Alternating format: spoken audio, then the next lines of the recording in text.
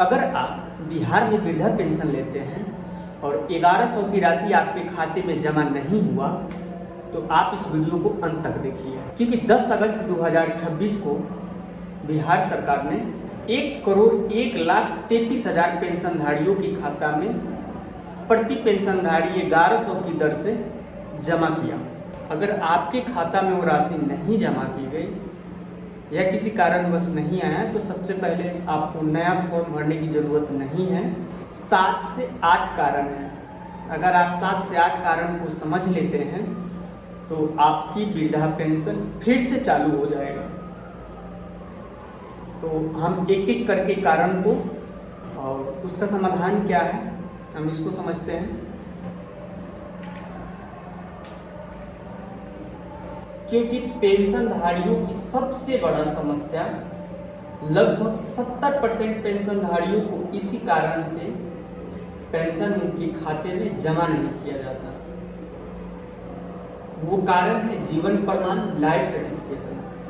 क्योंकि बिहार के ई लाभार्थी पोर्टल पर 23 जून 2026 को ऑफिशियल नोटिस जारी किया गया और जिन पेंशन बेनिफिशियरीज ने अभी तक जीवन प्रमाणीकरण नहीं करवाया है वे जल्द से जल्द नजदीकी सीएससी पर जाकर अपना जीवन प्रमाणीकरण अवश्य कराएं, अन्यथा पेंशन बंद की जा सकती है।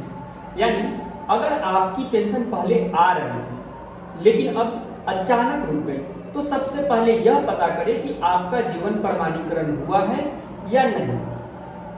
उसका समाधान है कि नजदीकी सीएससी जनसेवा केंद्र पर जाइए और अपना जीवन प्रमाणीकरण करवाइए। और केवल यह मत मानिए कि मैंने पिछले साल कराया था तो इस साल भी हो गया होगा। अपनी करंट स्थिति जरूर चेक कराइए कि आपने पिछले साल जो कराए थे उसकी अवधि कब से कब तक था। अगर उसकी अवधि समाप्त हो गया होगा तो आपको पुनः फिर से कराना होगा। कारण नंबर दूसरा जो है आधार सीडिंग की समस्या। ई लाभार्थी के ऑफिशियल नोटिस में साफ बताया गया है कि आधार को बैंक अकाउंट में लिंक करना और आधार सीडिंग एक ही चीज नहीं है। सिर्फ बैंक खाते में आधार लिंक होना पर्याप्त नहीं माना गया है। पोर्टल ने बेनिफिशरीज को सलाह दी कि वे अपने बैंक से आधार सीडिंग की स्थिति जरूर जांचें, क्योंकि सीडिंग नहीं होने पर डीबीटी की राशि रुक सकती है।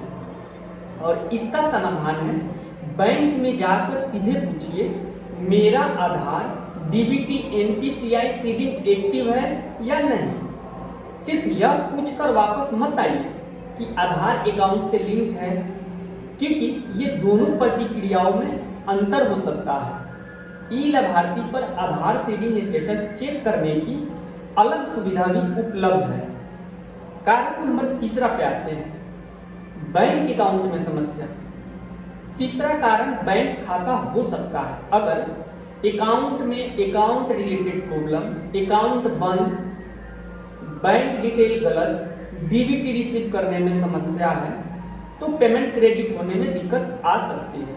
इसका समाधान है अपनी बैंक पासबुक लेकर बैंक जाइए, बैंक से पूछिए मेरी पेंशन की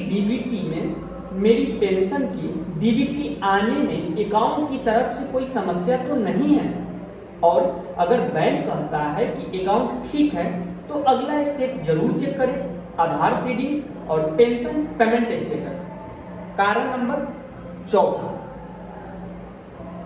कारण नंबर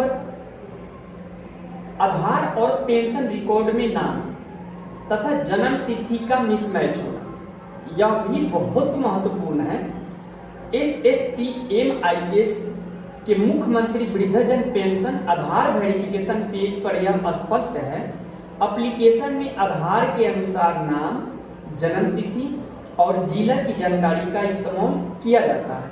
मान लीजिए आपके आधार में नाम है राम प्रसाद, लेकिन पेंशन रिकॉर्ड में नाम है राम प्रसाद यादव या जन्म तिथि में अंदर है तो वेरिफिकेशन में समस्या आ सकती है। समाधान, इन डॉक्यूमेंट को सामने रखकर मिलान करें, आधार कार्ड, पेंशन रिकॉर्ड और बैंक पासबुक। अगर नाम या जन्म तिथि में वास्तविक मिसमैच है तो संबंधित विभाग प्रखंड स्तर पर करेक्शन की प्रक्रिया पूछें। कारण नंबर 5, आपका बेनिफिशियरी स्टेटस सही नहीं है, यह सबसे जरूरी ऑनलाइन चेक करना है, क्योंकि यही आपको अधिकांश आपसे, आपकी अकाउंट से रिलेटेड, आपकी बेनिफिशियरी से रिलेटेड सारी जानकारी स्टेटस चेक करने में क्लियर हो जाएगी। और यह सबसे जरूरी ऑनलाइन चेक, कई लोग सीधे बैंक चले जाते हैं और पूछते हैं कि पैसा क्यों नहीं आया, लेकिन यह देखिए कि सरकारी रिकॉर्ड में आपकी पेंशन की स्थिति क्या है। SSPMIS में बेनिफिशियरी स्टेटस चेक करने की सुविधा उपलब्ध है। MVPY के लिए बेनिफिशियरी एप्लीकेशन स्टेटस को अलग अलग डिटेल से खोजने की सुविधा भी उपलब्ध है, जैसे बेनिफिशियरी आईडी से आप चेक कर सकते हैं, सेंसन नंबर से चेक कर सकते हैं, अकाउंट नंबर से चेक कर सकते हैं, आधार नंबर से चेक कर सकते हैं और मोबाइल नंबर से भी चेक कर सकते हैं। समाधान इसका है, सबसे पहले अपना बेनिफिशियरी स्टेटस चेक करें और वहां कोई रिमार्क, पेंडिंग या दूसरी स्थिति दिखाई देती है तो उसी के अनुसार समस्या का समाधान करें। कारण नंबर 6, आपका नया आवेदन अभी वेरिफिकेशन में है। अगर आपने अभी वृद्धजन पेंशन के लिए आवेदन किया है तो यह जरूरी नहीं है कि अगली पेमेंट साइकिल में तुरंत पैसा आ जाए। SSPMIS में रजिस्ट्रेशन और वेरिफिकेशन की पूरी प्रक्रिया है, इसलिए अगर आपका स्टेटस अभी वेरिफिकेशन पेंडिंग स्टेज में है तो समस्या पेमेंट की नहीं बल्कि एप्लीकेशन प्रोसेसिंग की हो सकती है। समाधान इसका है कि पहले एप्लीकेशन स्टेटस चेक करें और एप्लीकेशन वेरिफिकेशन में पेंडिंग है तो संबंधित पंचायत प्रखंड स्तर वेरिफिकेशन की स्थिति पता करें।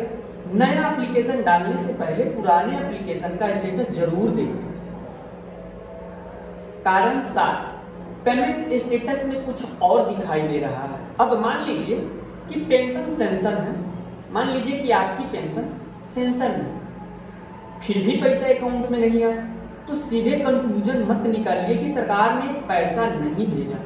ई लाभार्थी पर official beneficiary payment status check करने की सुविधा उपलब्ध है। आपको क्या देखना है, देखिए पेमेंट ग्रांटेड है या प्रोसीड है या पेड है या कोई दूसरी स्थिति रिमार्क में दिया गया है। अगर पेमेंट स्टेटस नहीं बना है तो समस्या अलग हो सकती है, और अगर पेमेंट पेड दिख रहा है लेकिन बैंक में पैसा नहीं है तो बैंक ट्रांजैक्शन की जांच जरूर कराइए। कारण नंबर 8, आधार किसी दूसरे बैंक अकाउंट से सीड है। यह गलती बहुत लोगों को पता नहीं चलती। मान लीजिए आपके पास 2 बैंक अकाउंट है तो DBT को लेकर कंक्लूजन हो सकता है। पहले पेंशन जिस अकाउंट में आती थी, बाद में आधार किसी दूसरे अकाउंट में सीड हो गया, तो आपको ये पता ही नहीं होगा कि मेरे दूसरे बैंक अकाउंट में भी पैसा क्रेडिट हो सकता है, जमा किया जा सकता है। तो इसका समाधान है कि बैंक में पूछिए मेरा आधार की DBT सीडिंग किस बैंक अकाउंट में है। सिर्फ पुरानी पासबुक देखकर यह मत मानिए कि पेंशन उसी अकाउंट में आएगी। आधार सीडिंग की स्थिति ई लाभार्थी पर भी चेक की जा सकती है। कारण नंबर 9, टेक्निकल वेरिफिकेशन और रिकॉर्ड प्रॉब्लम है। कभी कभी बेनिफिशियरी का रिकॉर्ड मौजूदा होने के बावजूद वेरिफिकेशन रिलेटेड वेरिफिकेशन रिलेटेड में समस्या आ सकती है। 2026 में अलग अलग जिलों में पेंशन बेनिफिशरीज के लंबी EKYC लाइव ऑथेंटिकेशन को पूरा करने के लिए स्पेशल कैंप लगाए जाने की खबर भी सामने आई थी। और हाल में ही दरभंगा रिपोर्ट में आधार बैंक लिंकिंग सीडिंग से जुड़ी समस्या के कारण हजारों पेंशन पेमेंट अटकने की बात भी सामने आई। इसलिए अगर आपका बैंक ठीक है, आधार ठीक है, स्टेटस भी मौजूद है, लेकिन फिर भी पेमेंट नहीं आया तो रिकॉर्ड लेवल वेरिफिकेशन की जरूरत हो सकती है। समाधान है इसका, अपने डॉक्यूमेंट लेकर संबंधित प्रखंड कार्यालय सामाजिक सुरक्षा कोषांग संबंधित पेंशन अथॉरिटी से स्थिति की जांच करवाएं। कारण नंबर 10, लाभार्थी को पता ही नहीं है कि समस्या कहाँ है। तो सबसे पहले प्रैक्टिकल प्रॉब्लम है और लोग अलग अलग जगह चक्कर लगाते रहते हैं, कभी बैंक, कभी CSC, कभी पंचायत, लेकिन समस्या पता नहीं करते।